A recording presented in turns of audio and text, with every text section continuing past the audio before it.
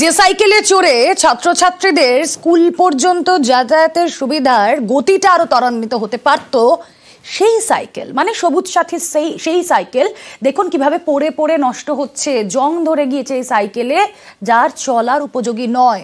অভিযোগ উঠছে যে বিনামূল্যে যে সাইকেল দেওয়া হয় তা পড়ে পড়ে ভাবে কেন নষ্ট হবে। ঝাড়গ্রামের ছবি আপনাদের সামনে।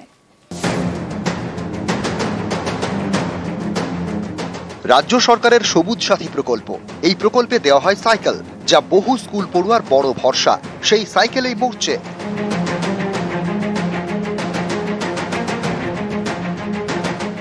এটা ঝাড়গ্রামের কৃষক বাজার। দেখুন, এখানেই পড়ে রয়েছে শয়ে শয়ে সবুজ সাথী সাইকেল, পড়ে পড়ে জং ধরে গিয়েছে। অভিযোগ, এই জং ধরা সাইকেলই পড়ুয়াদের দেওয়া হচ্ছে। এই সাইকেলগুলো বাচ্চাদেরকে দেওয়া হচ্ছে এবং এই সাইকেলগুলো যখন বাচ্চারা নিয়ে যাচ্ছে, এগুলো তো চালানোর মতো পরিস্থিতিতে নেই। ওই অভিভাবকরা তখন যখন দোকানে নিয়ে যাচ্ছে, দোকানে বলছে 500 টাকা 700 টাকা চার্জ লাগবে, তখন ওই অভিভাবকদের ওই টাকাটা সামর্থ্য নেই, ওনারা বাড়িতে এনে সাইকেল ফেলে রেখে কিছুদিন পরে 800 টাকা 1000 টাকা 1200 টাকায় বিক্রি করছে। সবুজ সাথী সাইকেল প্রথমে আসে জেলা শাসকের দপ্তরে, সেখান থেকে যায় ব্লকে ব্লকে, ব্লক থেকে স্কুলে স্কুলে। ঝাড়গ্রামে দেখা যাচ্ছে জেলা শাসক দপ্তর থেকে প্রচুর সাইকেল ব্লক পর্যন্ত পৌঁছয়নি, পড়ে পড়ে মূর্ছে ধরে গিয়েছে।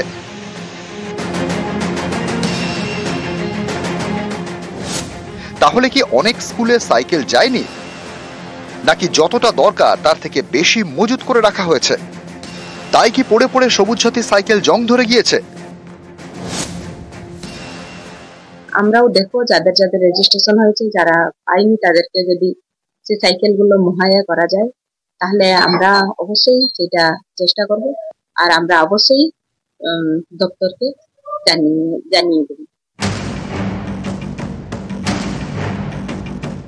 এর আগে পুরুলিয়ায় দেখা গিয়েছে শয়ে শয়ে সবুজ সাথী সাইকেল পড়ে পড়ে নষ্ট হচ্ছে।